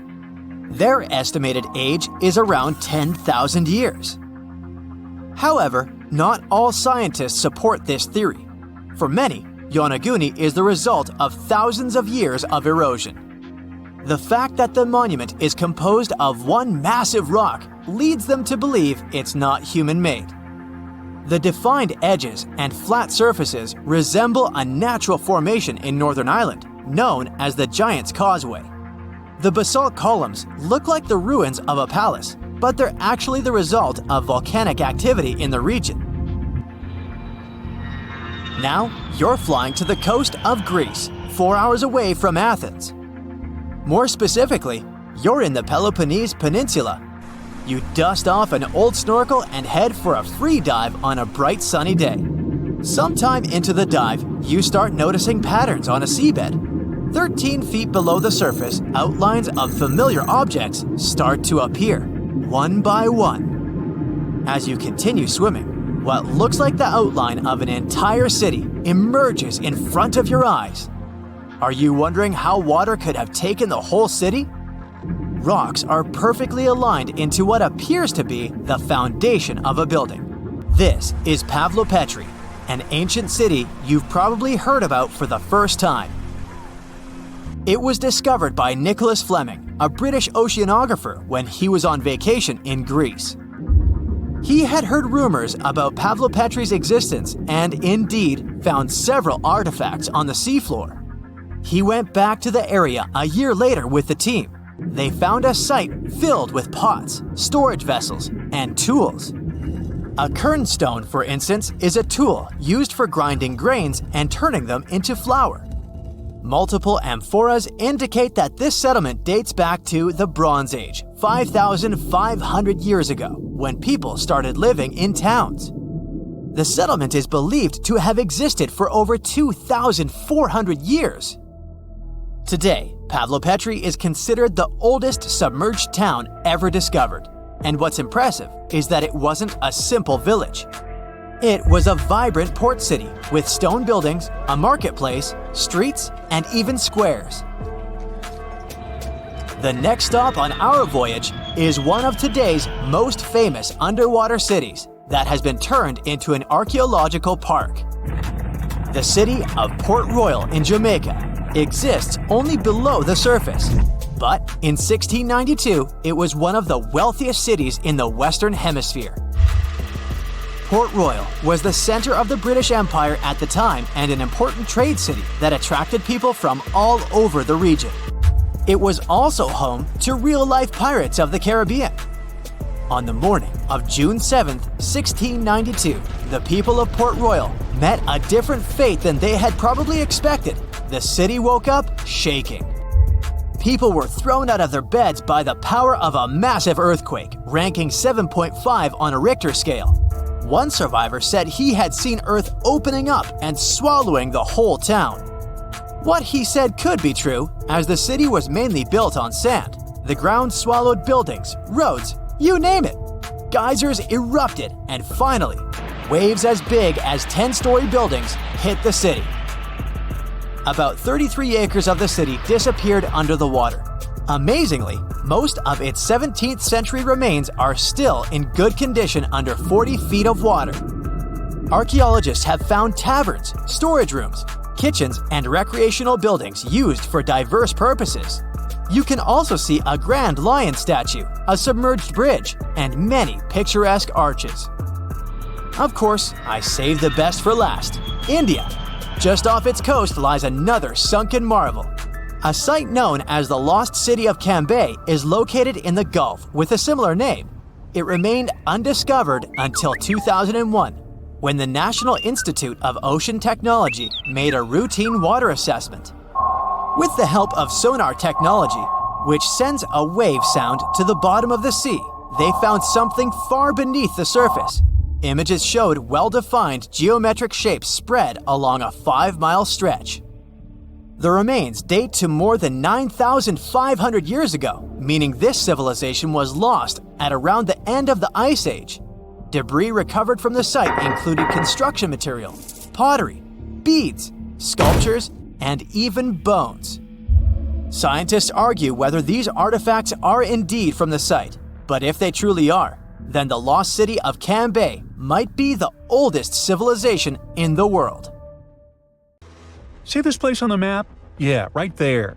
It's estimated that around 100 people have vanished or lost their lives here. Why, you ask? Well, it seems they were all looking for this guy, Percy Fawcett. He was a British colonel, famous for his sharp blue eyes, perfectly groomed beard, and signature hat. He looked like a character from Pride and Prejudice, but lived more like Indiana Jones. In fact, this character was inspired by Fawcett's story. But his disappearance in 1925 was more macabre than any movie plot. Colonel Fawcett was bold. Not the ask-your-neighbor's Wi-Fi password kind of bold. I'm talking full-on, I don't care that much about my life bold. He used to be a soldier in Sri Lanka and even did a secret spy gig in Morocco, but he needed more. So in 1906, Fawcett started exploring parts of Brazil and Bolivia where no one had dared to go before. His mission was to create secret, mind-blowing maps. Okay, that doesn't sound too risky, but trust me, it was. If you want to explore the world nowadays, you just open Google Earth and, well, that's it. No danger, no adrenaline, just maybe 1 or 2 creepy street view photos. Ew. But we're talking about the beginning of the 20th century, when satellites, and this weird Google car, didn't exist. Back then, if you wanted to fill in the world map, you actually had to explore the land on foot. So that's how Colonel Fawcett ended up in South America. And he became famous for his expeditions to map out the wild Amazon. He was the first guy to record the locations of waterfalls in that region, for example.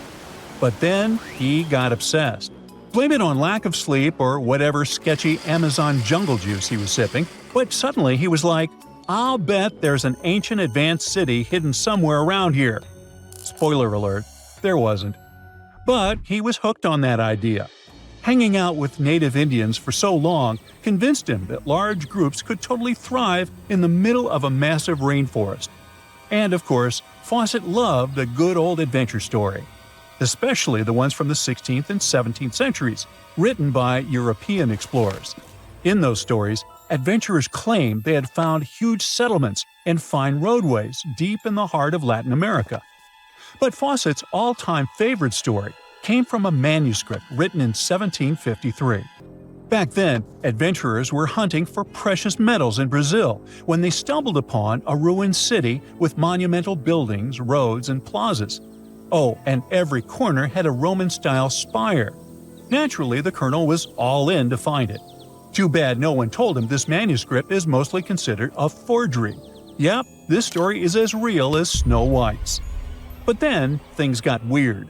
The settlement described in that manuscript was supposedly located in the northeast side of Brazil. But now, he's saying there's an advanced civilization in Mato Grosso, which is in a different part of the country. So he decided to name this new place the City of Z.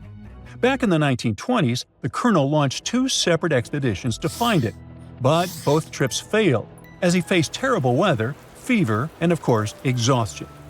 Now, tell me in the comments, what do you think Fawcett did after 2 failed expeditions? Option A, he quit. Option B, he called his mom. Option C, he tried again because he didn't get the memo that the universe is clearly saying stop. Well, of course, option C is the right answer. This is relentless Fawcett we're talking about. So, 3 years later, the colonel finally gathered enough cash to launch yet another expedition in search of the City of Z. All he needed was a crew of people crazy enough to join him. Famous and experienced explorers were begging to come along. But nope, Fawcett decided to take his son and his best buddy instead. In January 1925, this brave trio set off on their journey. They packed mosquito nets, canned food, and made a promise, we shall return. Another spoiler alert, they didn't. Uh-oh. The journey kicked off in New Jersey, and then they sailed all the way to Rio de Janeiro, Brazil. There, they stopped to grab some pack animals, like horses, and hired a couple of local guides. Now they were ready to head to the city of Cuiabá. Now keep in mind the distances in Brazil are crazy huge. So this little journey was like traveling from Miami to Chicago on foot. 3 months later, they finally ventured into the jungle for the first time. And that's when the fun really began. The crew faced piranha-infested rivers, an endless maze of thick trees, and the worst part, bugs. The constant annoying zzz of a gazillion mosquitoes wouldn't let them sleep, and Fawcett's best friend's foot got huge from tick bites. But the colonel didn't have time to babysit his friend's princess foot. Oh no, he was too obsessed to take a break. In fact, at some point, he was so far ahead of his companions that he had to camp alone for a night. On May 29th, Fawcett finally came to his senses. There was no City of Z. But did he let that stop him? Not really. He unpacked their gear and sent the local guides back to Cuiabá. But before saying a final goodbye, he asked them to deliver a letter to his wife, saying something like, "Don't worry, hon, our son is well and getting stronger every day." Sure he was. Anyway, after this dramatic farewell, the trio set off into the bush alone. The darkness swallowed the thick forest, and then they were never seen again. Okay, that was intense, so let's fast forward. 2 years later, the newspapers were still speculating whether the trio could still be alive, and Fawcett became a legend, like Bigfoot, but less hairy. One guy said that the colonel had become one of the locals and was living his happily ever after in the jungle. Another guy said he was held prisoner by the Indians, but no one could confirm any of these sightings. It wasn't until 1928 that the British authorities finally thought better late than never and decided to look for Fawcett and his crew. By that time, they were sure their expedition had perished, but they still needed proof. And after days and days of surviving the jungle's worst nightmares, they found, well, nothing. But in a weird way, this mystery inspired more explorers to look for them. It's estimated that about 100 people have passed away in this process, and a few have followed in the explorers' footsteps by disappearing without a trace. So, what really happened to the expedition? Researchers have pointed their fingers at everything under the sun: parasitic infections, starvation, drowning, jaguar attacks, you name it. Some even say Fawcett dove headfirst into mysticism and started an occult community in the jungle. The Brazilian anthropologist Orlando Vilas-Boas was probably the one who got the closest to solving this case. Back in the 1950s, He was working with the Kalapalo Indians when they suddenly admitted to, getting rid of Fawcett. They even had bones to prove it. But it turns out a forensic analysis showed that the remains didn't belong to the colonel. So we're back to square one, and nobody knows, to this day, whatever the heck happened to them. Fawcett's quest, as we know it today, is based on some pretty questionable sources. But there is a possibility that he wasn't living in Delulu land after all. Recent discoveries suggest that his idea of a sophisticated jungle city wasn't just pure fantasy. In 2024, a massive ancient city was found in the Amazon, hidden beneath dense vegetation.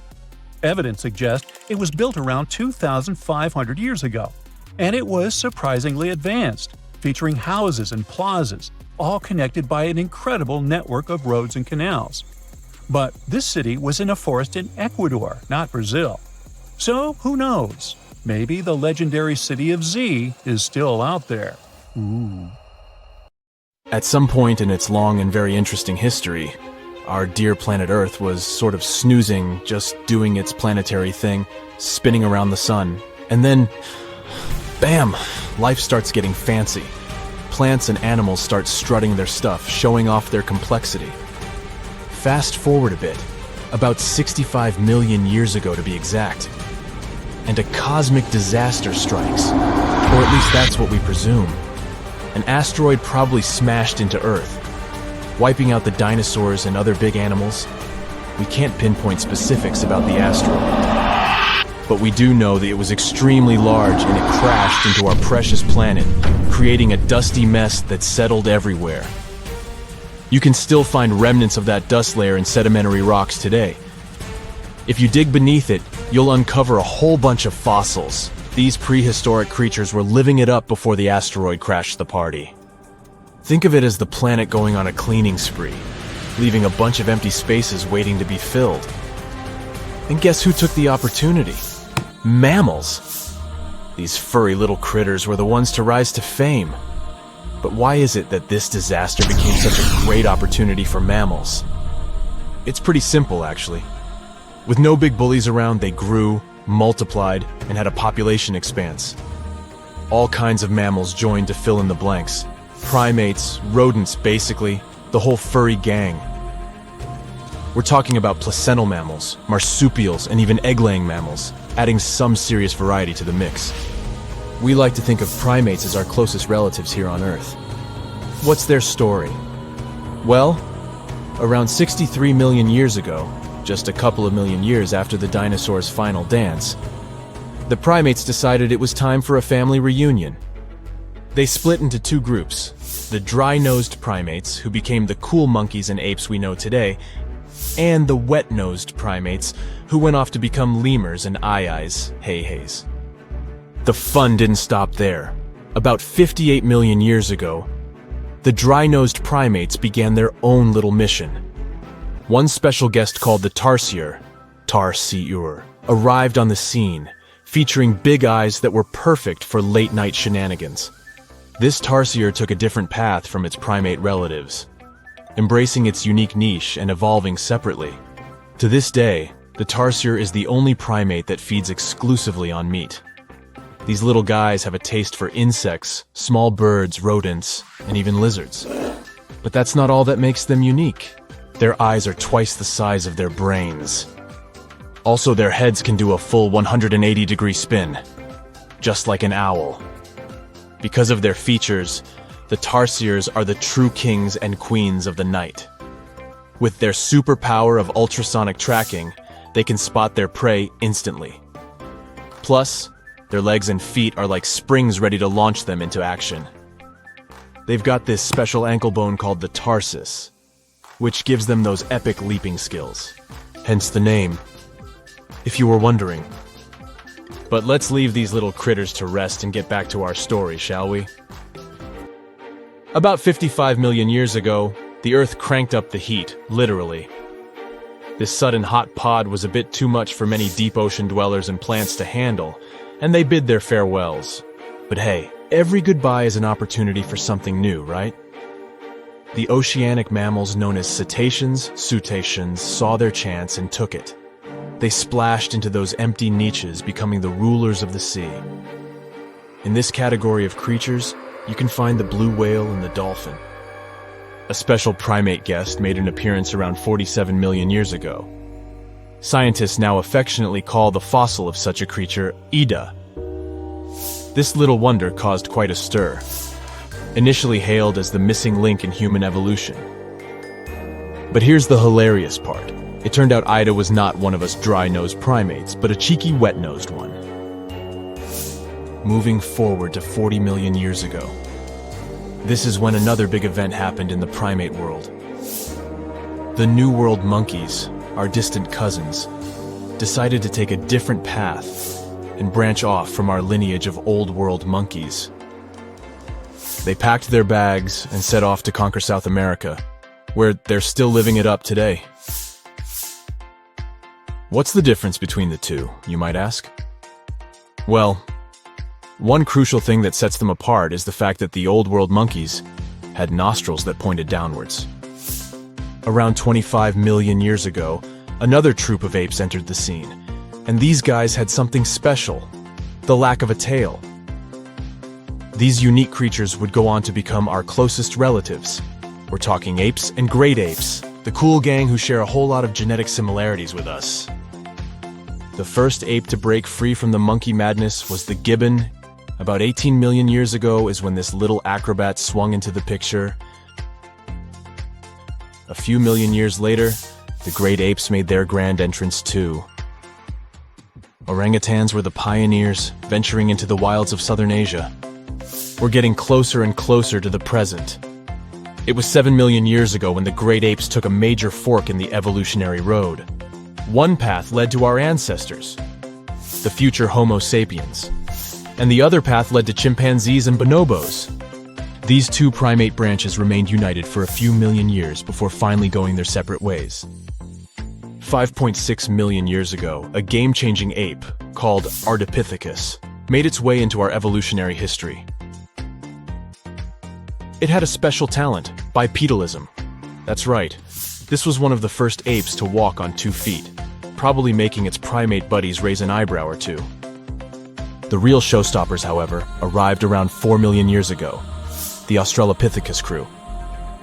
These were the earliest members of the Hominina hominina subtribe, our tribe. What made them so special? Well, probably the fact that they brought some serious tools to the game. Stone tools, to be precise. It seems that at some point in their evolution, these clever primates started using stones to make their lives easier. Now here comes a crucial turning point in our story. About 2 million years ago, our ancestors faced a food shortage. Survival of the fittest was the name of the game, and 2 strategies emerged. Group 1 went for stronger jaws, allowing them to chomp on tough foods like nuts. Group 2 had a different idea. They opted for weaker jaws, but bigger brains. They wanted access to a wider range of food options. Obviously, the bigger-brained group took the prize. And here's where our gang comes into play. Around 2.5 million years ago, a type of primate also known as handyman made its mark on history. These clever beings had larger brains and knew how to put those neurons to good use. About 1.9 million years ago, a new star emerged, Homo erectus. These creatures not only walked upright, but also had brains that were almost twice the size of the handyman's. They took the world by surprise, becoming the first of our direct ancestors to venture out of the African continent. They even knew how to tame fire. Approximately 700,000 years ago, the world witnessed a culinary revolution. The earliest evidence of cooking appeared. And around 500,000 years ago, our ancestors decided it was time to become a bit more fashionable, donning the first evidence of clothing.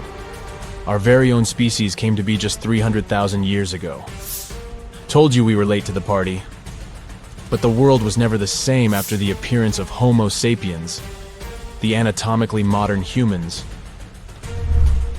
Alongside our other relatives, we emerged, ready to conquer the world with our innovative minds and complex societies.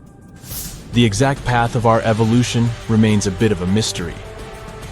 But what we do know for sure is that Neanderthals joined the party around at some point too. As Homo sapiens flourished, so did our capacity for language. Modern speech is believed to have emerged almost hand in hand with our species. We started expressing ourselves, sharing stories, and shaping the world with our words. So, there you have it. It took 13.8 billion years of cosmic history for humans to make their entrance. Think about it. 99.998% of the time since the Big Bang, we weren't even around. Our species, Homo sapiens, is the toddler of the Earth's family, existing for just the tiniest fraction of the universe's timeline. Yet, in this blink of an eye, we've managed to unravel the entire story that led to our existence. The story won't end with us. It's an ongoing saga, still being written with every passing moment. Do you remember 2011? Well, play along with me. A diver is set to go deep into the waters of the Musi River, located in the heart of an Indonesian island. He is one among many who have been getting unbelievable artifacts from the bottom of the river. Little by little, divers and fishers discover a long-lost Sumatran civilization. Known as the Island of Gold, the kingdom of Srivijaya was most likely the closest to a real-life El Dorado there has ever been.